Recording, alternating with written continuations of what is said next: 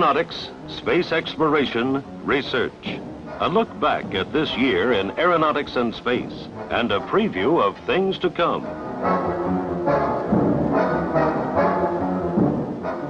These are the highlights.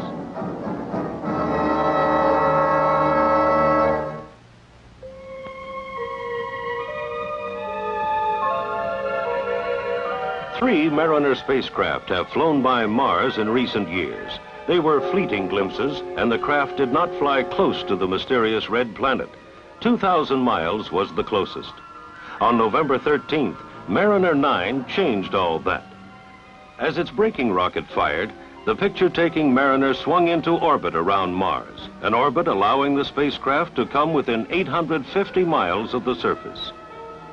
As it circles the planet twice a day, it will photograph and gather data for at least 3 months, mapping 70% of the planet's surface. The two small moons of Mars, Phobos and Deimos, will also be closely scrutinized.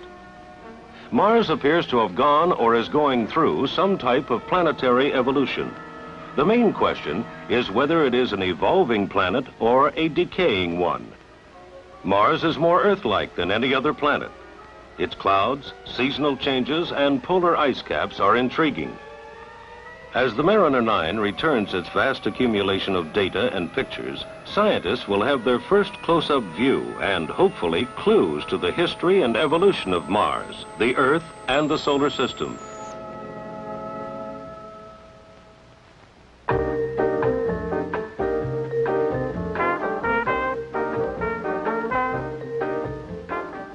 The Sun is roughly 10,000 times larger than Earth. Its very presence affects our daily lives. To learn more about this and about how it affects our environment, NASA orbited 3 unmanned scientific explorers. IMP, Interplanetary Monitoring Platform, was the first. The versatile IMP, 8th in a series, is exploring interplanetary space and the outer fringes of the Earth's magnetosphere. It also provides warnings of possible solar flare radiation hazards to moon-bound astronauts.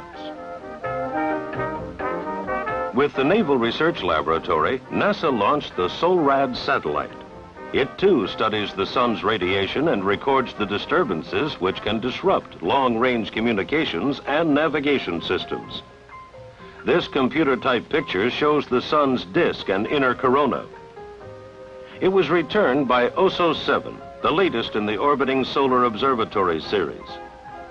OSO is trying to determine the direct effects solar flares have on the environment, weather, and communications.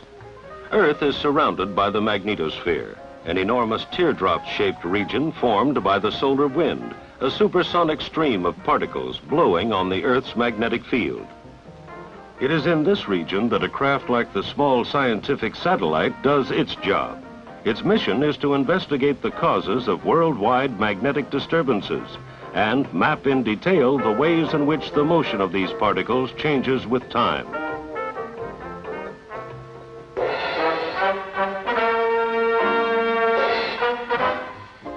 Nearly 300 sounding rockets were launched from Wallops Island, Virginia in 1971. Their payloads are used to explore the region through and just above the Earth's atmosphere, but below the area where satellites orbit. Sounding rocket probes return an enormous amount of information about Earth and the atmosphere surrounding it. Interested scientists from all over the world bring their experiments to Wallops Island for launching.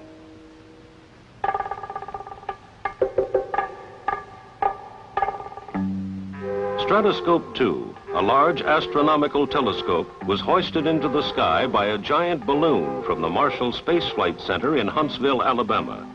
This was the 8th Stratoscope flight. Its goal? Obtain sharper pictures of certain galaxies, nebulae, and the planet Saturn above the distortion of the Earth's atmosphere.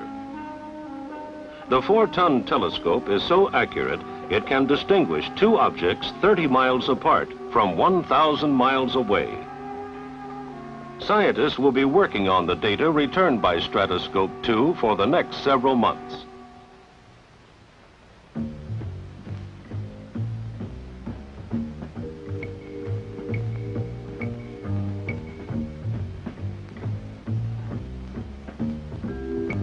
NASA used planes like this in checking out cameras and sensing equipment to be carried on future Earth resources satellites and the manned orbiting Skylab space station. An interesting side benefit took place this summer as the specially equipped planes were used to detect southern corn blight during the 1971 growing season. High-altitude infrared photos were taken and then analyzed by Purdue University and the Department of Agriculture. These photographs were used to determine the extent and degree of corn blight. At the request of the local government, survey missions were flown over the island of Jamaica. Much of the water from Jamaica's 200 inches of rainfall never reaches its cities. It is believed that submarine springs carry a portion of the water offshore into the ocean.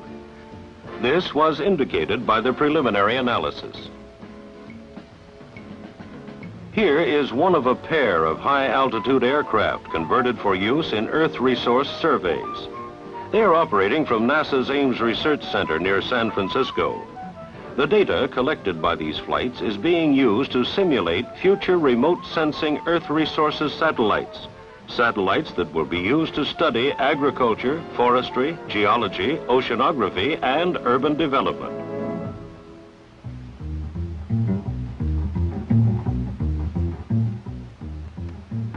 Test pilots at NASA's Flight Research Center in California flew a plane with a new type wing this year. Called the supercritical wing, it is shaped quite differently from conventional wings. The new design alters the flow of air over the top of the wing, allowing an aircraft to fly faster, farther, and at a lower operating cost. This sleek black plane, the YF-12, capable of flying 2,000 miles per hour, made 25 test flights. The joint NASA Air Force program is studying problems associated with propulsion, in-flight stopping and restarting of engines, heating, and structural dynamics. The research is aimed at furthering the development and operations of future civil and military aircraft.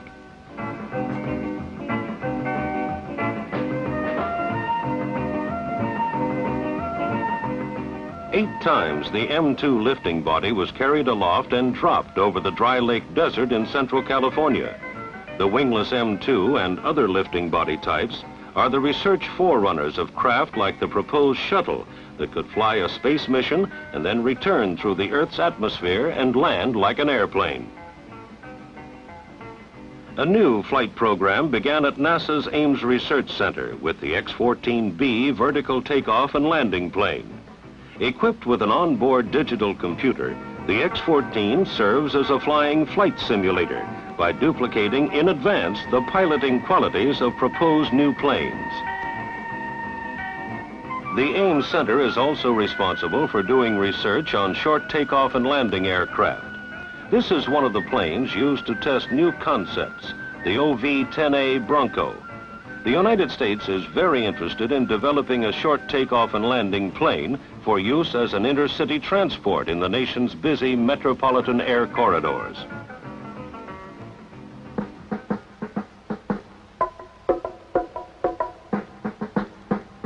In an effort to reduce the noise of jet aircraft as they land, NASA, with American Airlines, spent 50 hours investigating the problems connected with steeper landing approaches. It appears that by keeping aircraft higher above the ground and reducing engine power during the landing approach, noise near airports can be lessened. Operational procedures for this type of noise abatement are being analyzed. Attacking the jet noise problem at its source, engineers at the Lewis Research Center in Cleveland are supervising tests of a quieter jet engine. The goal is to develop an engine that will be 15 to 20 decibels quieter than present aircraft engines.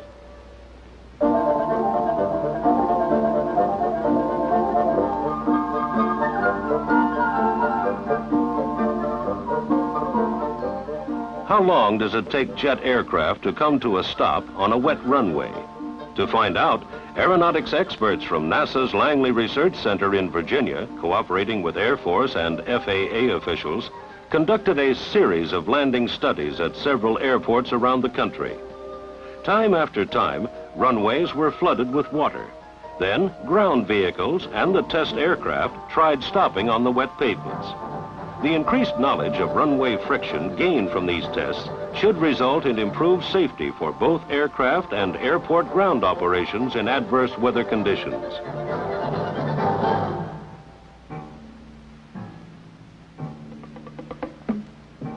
The scene is Cape Canaveral, Friday, May 5th, 1961. It was on this date that astronaut Alan B. Shepard became the first American to be rocketed into space.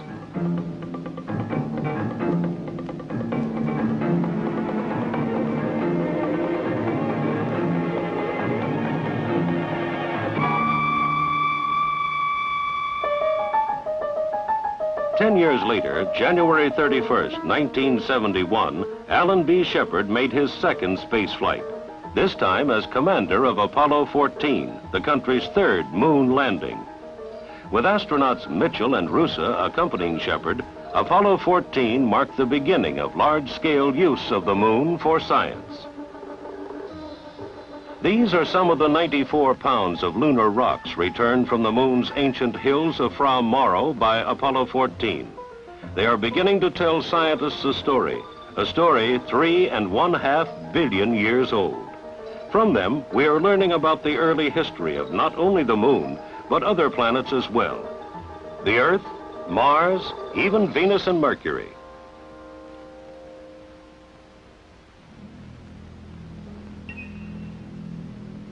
This is the view seen by Apollo 15 astronauts, Scott and Irwin, as their spacecraft Falcon arched over the Hadley Rill, located in the foothills of the moon's Apennine Mountains.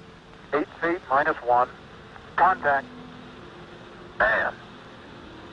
Okay, Houston, the Falcon is on the plane at Hadley. Roger, roger, Falcon. Theirs was to be the most extensive exploration of the moon ever made. To prepare for the July mission, Scott and Irwin practiced on similar Earth terrain at the Rio Grande Gorge in New Mexico. They also spent many hours getting used to the lunar rover.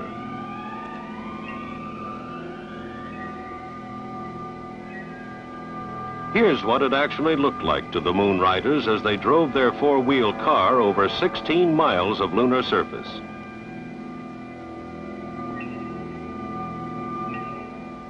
As a result of their increased mobility, the pair returned 180 pounds of lunar rocks and deep core samples. After liftoff, and while in lunar orbit, the trio launched a small scientific satellite called the sub-satellite to study the area around the moon.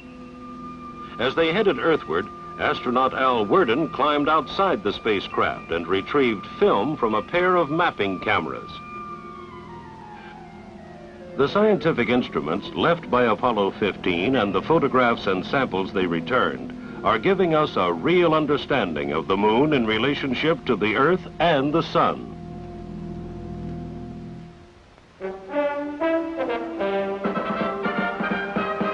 We asked Mr. Dale Myers, NASA's Director of Manned Spaceflight, to give us a status report on Skylab, the United States' first space station. This year has been a big year for Skylab. All of the hardware for the program is coming into focus. Our qualification programs are underway. The major elements of the Skylab system are in the final positions of manufacturing and checkout. Now, one of the more important things to me about Skylab is it gives us an opportunity to learn more about man's capability to work and live in space.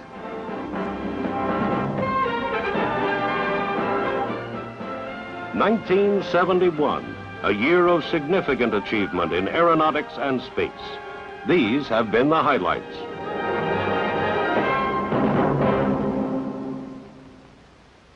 This special report brought to you by NASA, the National Aeronautics and Space Administration.